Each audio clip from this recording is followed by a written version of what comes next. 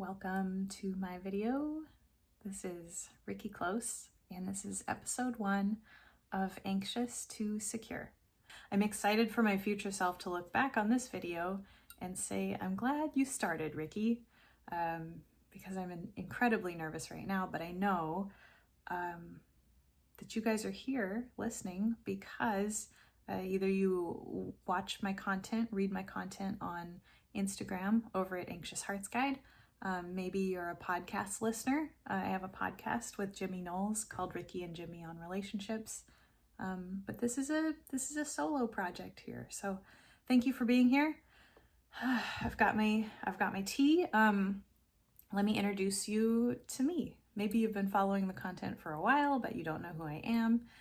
I love it when my other content creator and therapist friends, I love it when my friends in the content creation space make videos introducing themselves. It's always so neat to get to know them. So I thought I could do that for you guys too. My name is Rikki Cloos. I am 39 years old. I am a writer. Way back in the day, in the early 2000s, I went to college for creative nonfiction writing with a minor in communications. Immediately after that, I went to school for graphic design because I wanted to learn more about that too. And I ended up doing graphic design for about 12 years, which was good. I enjoyed it quite a bit. But 12 years into my life, sitting at home at my computer, graphic designing, I found myself suddenly and inexplicably divorced. That started a complete new phase of my life. That year, I read 60 different books on attachment theory, which is something that was very hot at the time, a hot topic. But also really interested me. One, because I love psychology, and two, because it felt like exactly what had gone wrong with my marriage. It also felt eerily like maybe the thing that had made most of my romantic relationships before my marriage go into kind of a nosedive too. So that year of 60 books, attachment theory, communication, love and relationships, marriage. I also read lots of really dry textbooks on intimacy, books that were meant for therapists in training, but psychology nerds love that stuff too. So that's all I did was read. I didn't make a whole lot of money that year that I got divorced. I just cried and I read books.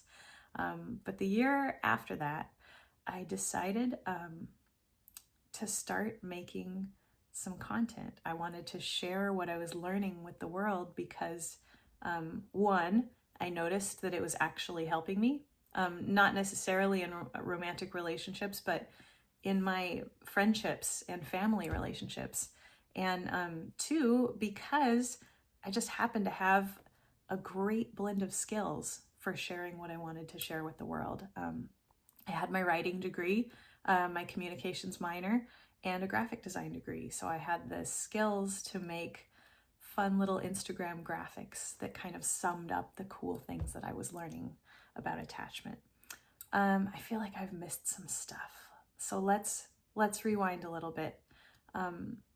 So there I was in the blast zone. I'd found myself divorced and I was trying to figure out, it was kind of easy to see what my ex's contribution was, so I thought, but I felt really stumped as to how I had personally contributed to the divorce. And I knew that figuring that out and learning more about that would be my key to not repeating this in the future, because I've always believed we can really only control ourselves, So I really just dug in deep to the part of attachment theory that resonated the most.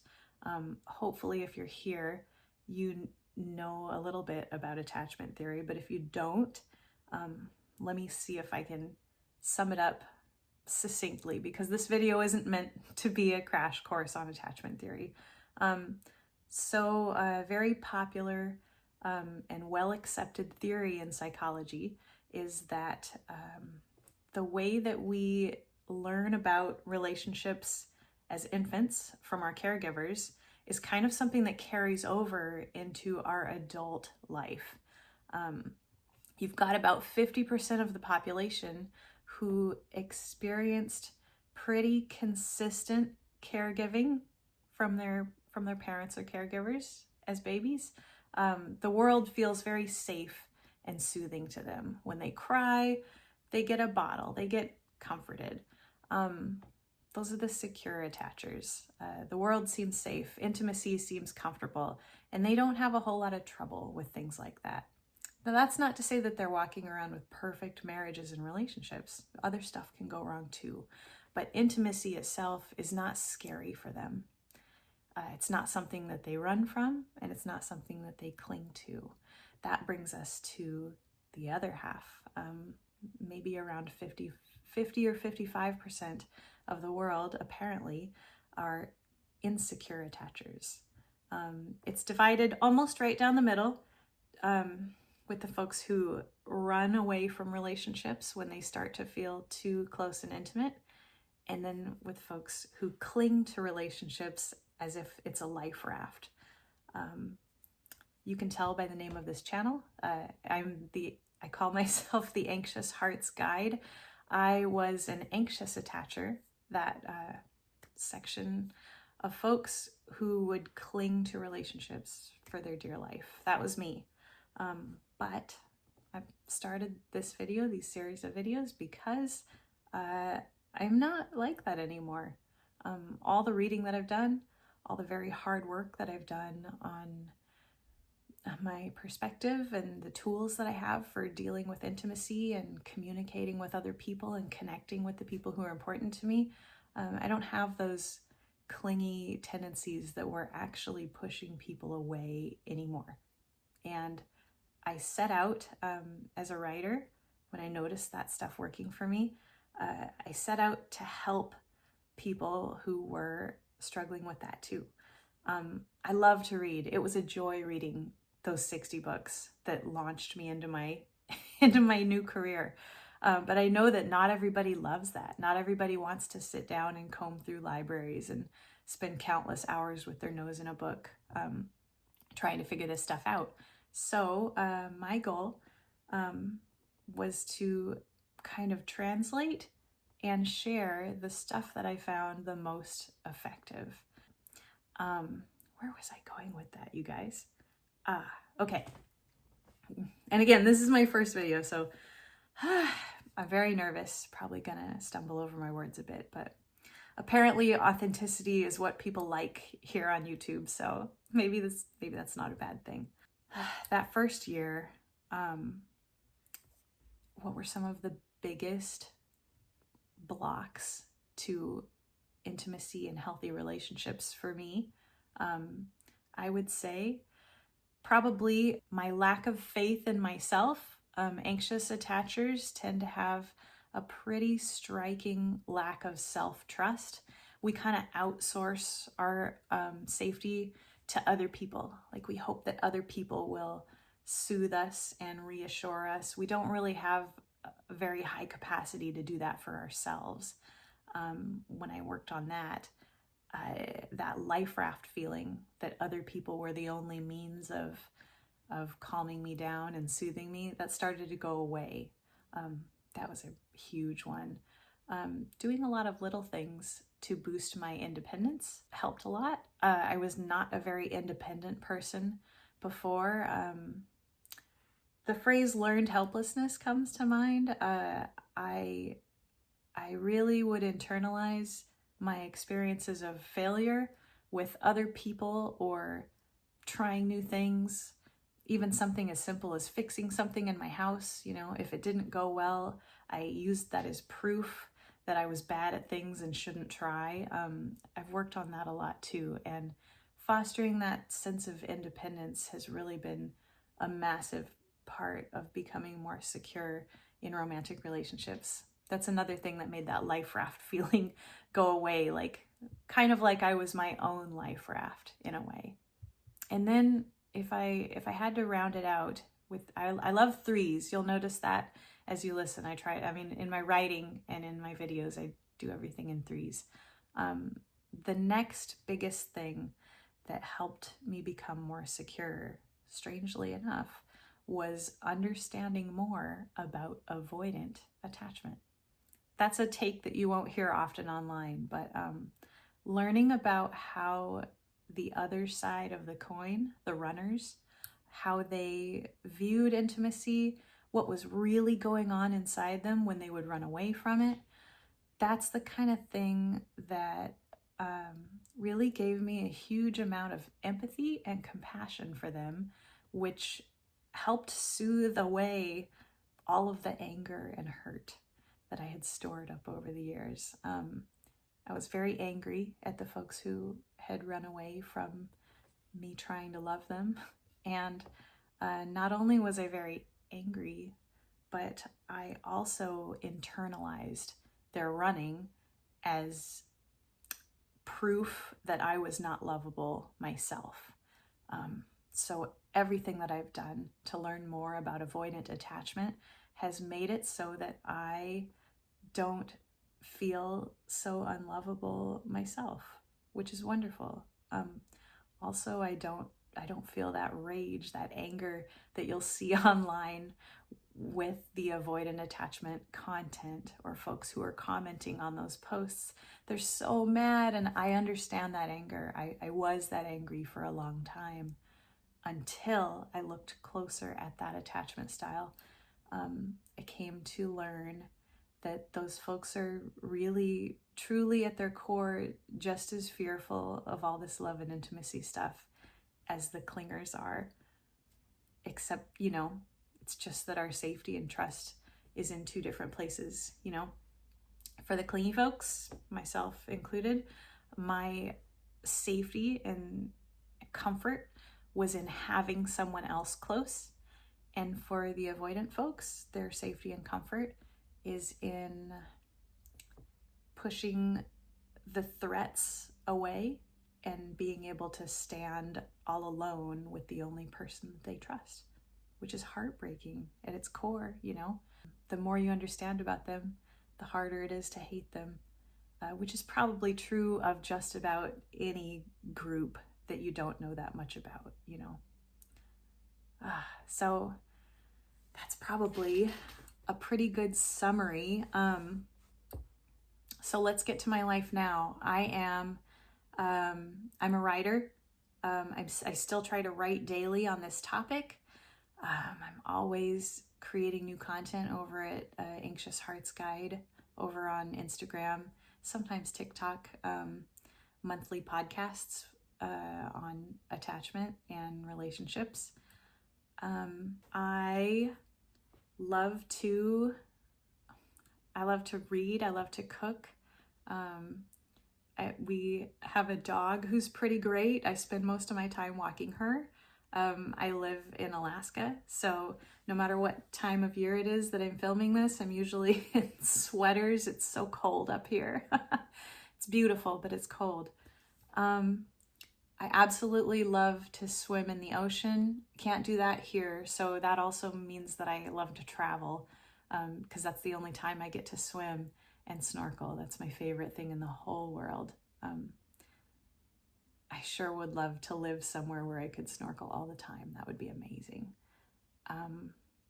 But for now, in this phase in my life, I've probably got another 5 years here in Alaska, and I will spend that 5 years writing about relationships, talking to people about relationships. I am currently in school, learning more about psychology. I feel like that helps inform my writing, and it's just a lot of fun to learn about and share with other people. And hopefully I'll continue this project and keep talking to you guys.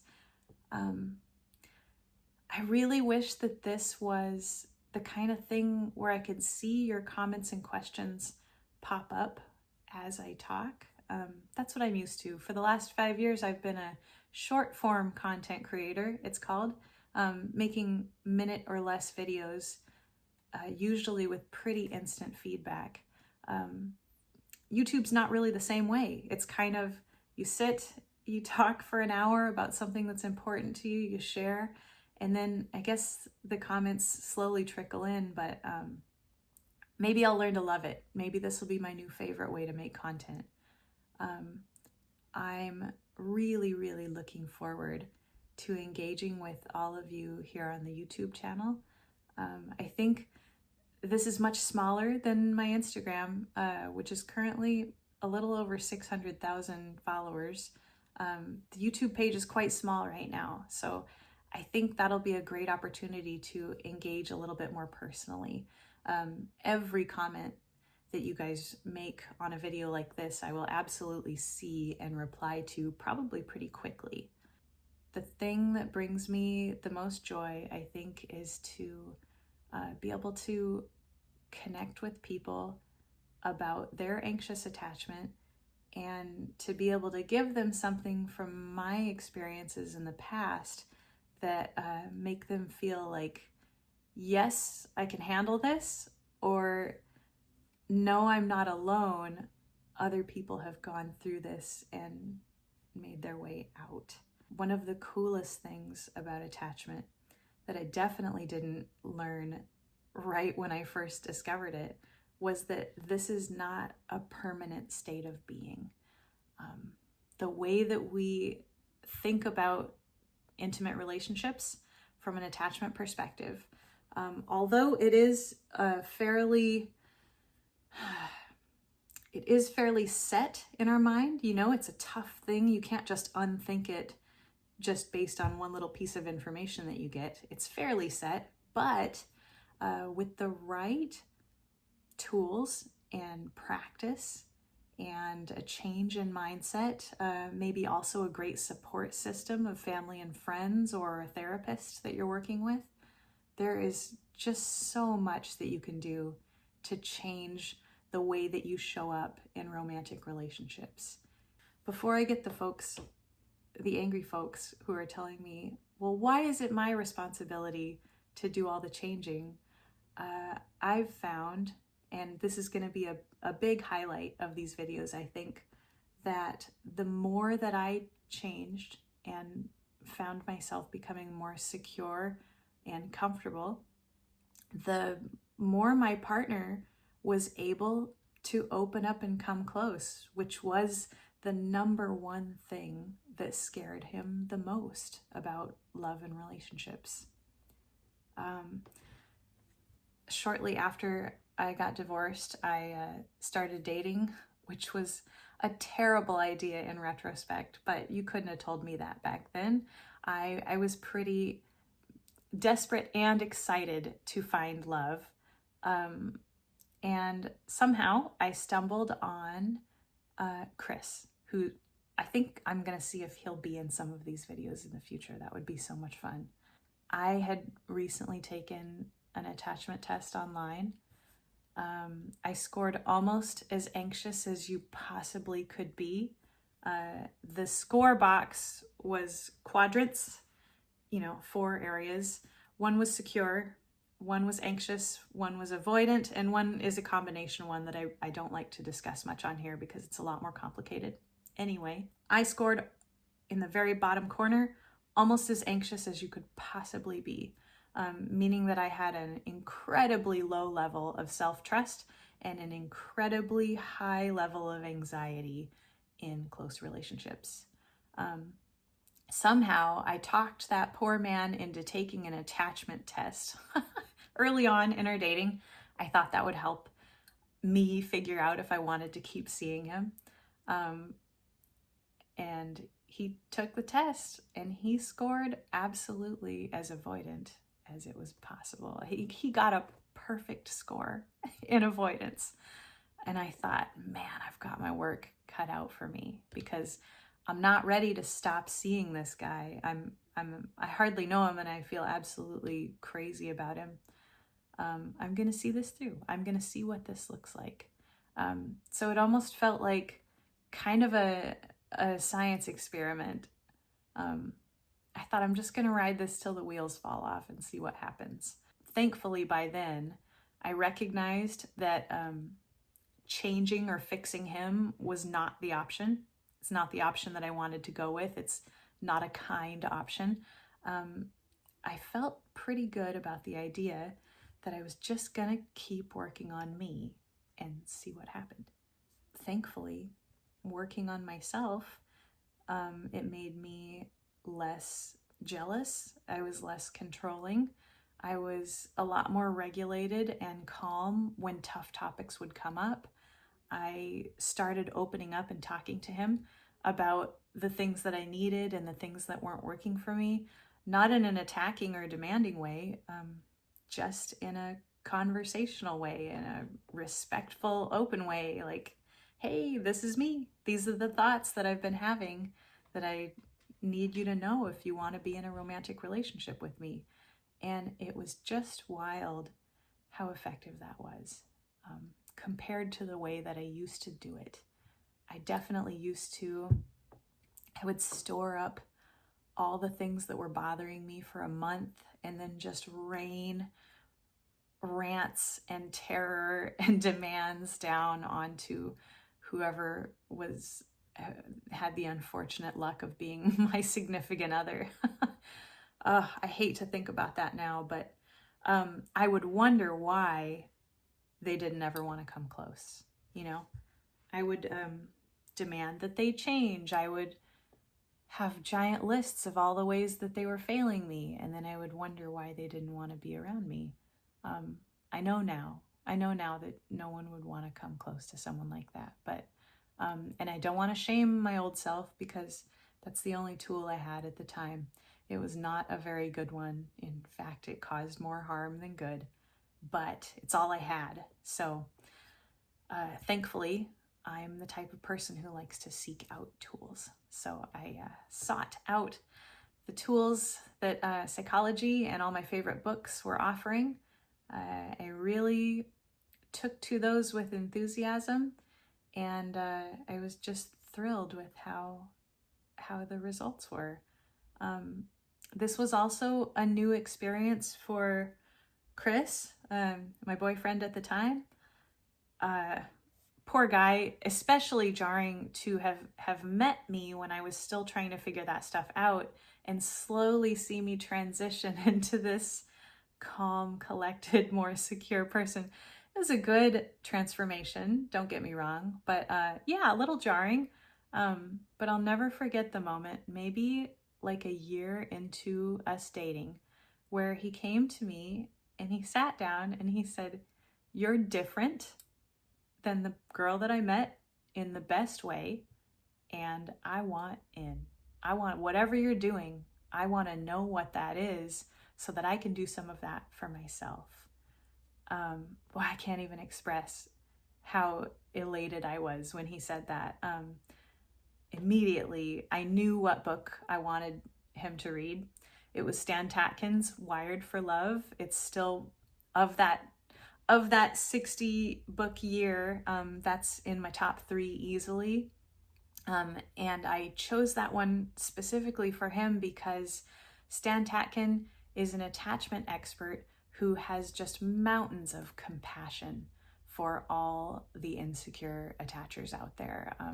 The way that he writes about avoidant attachment in particular is so different from one of the most popular attachment books called Attached by Amir Levine, that really demonized avoidant attachment. And there was no way I was going to throw that book at this dear guy who wanted to change. I wasn't going to throw a book at him that told him he was horrible. I was going to throw him Stan's book that said, here's why love scares you so much. This is really normal, and there's so much that you can do about it.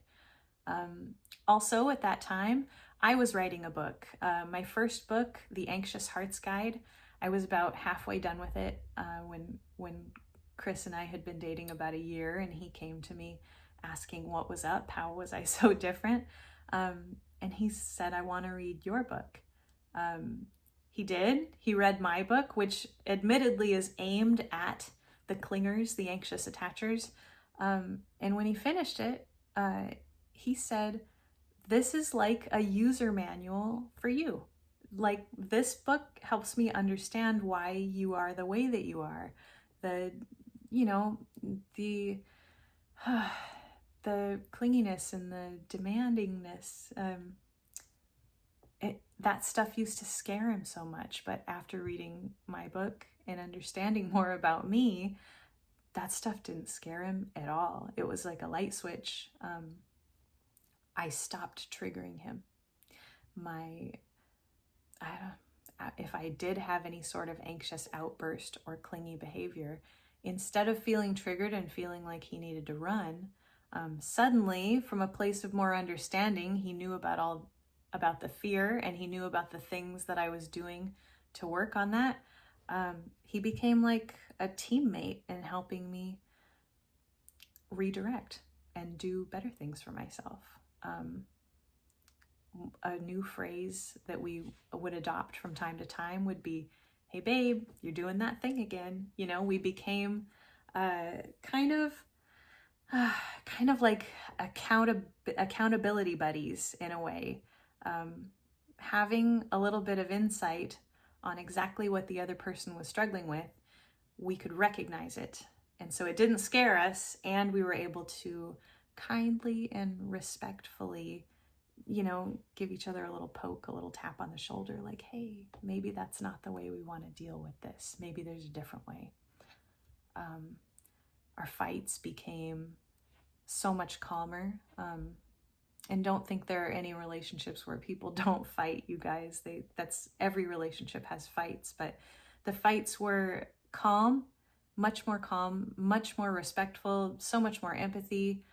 Nobody would run away from them, and I would never chase him from room to room anymore. That's another thing I used to do in my anxiety. During that year, I learned to really lean into my own independence, meaning I didn't chase him down. I didn't try to monopolize all his time in order to reassure myself about his romantic feelings for me. I focused on nurturing my friendships and my family relationships, as well as my hobbies, and spending quality time with myself, which is not something that I've ever focused on before that. And on his side, he focused on leaning into the intimacy with me that scared him before, revealing things about himself, at first really seemingly meaningless things, but gradually bigger and bigger things, and noticing that I had a very accepting and kind reaction to those revelations. He was a lot more intentional about the time that he was spending with me, which was wonderful. And just he took the time to really show that he was ready for some teamwork instead of just being a one-man show who didn't need anybody, you know? And I did my darndest to prove to him that I wasn't using him or anyone as a human life raft anymore. I was learning to swim on my own, which is a phrase that I always love to use when I think about an anxious attacher becoming more secure. So that's my past, my history, and maybe a little bit of what you'll be in for in future episodes of Anxious to Secure. I would love requests for the topics specifically around anxious attachment that you're the most curious about. If you want to send a comment or an email about maybe an anxious attachment type fight or struggle that you're having in your own relationship, that could be a great topic for future episodes. I would love to answer your question. I would love to answer a whole bunch of questions in a future episode. That would be a lot of fun, I think. And thank you for watching. This is my first long form video ever. If you're here, and especially if you made it all the way to the end, I'm thrilled to have you. It's nice to meet you. Please introduce yourself in the comments or over email. I think it's going to be a fun experiment. I think I'm looking forward to sharing this topic that I love so much with all of you more in the future.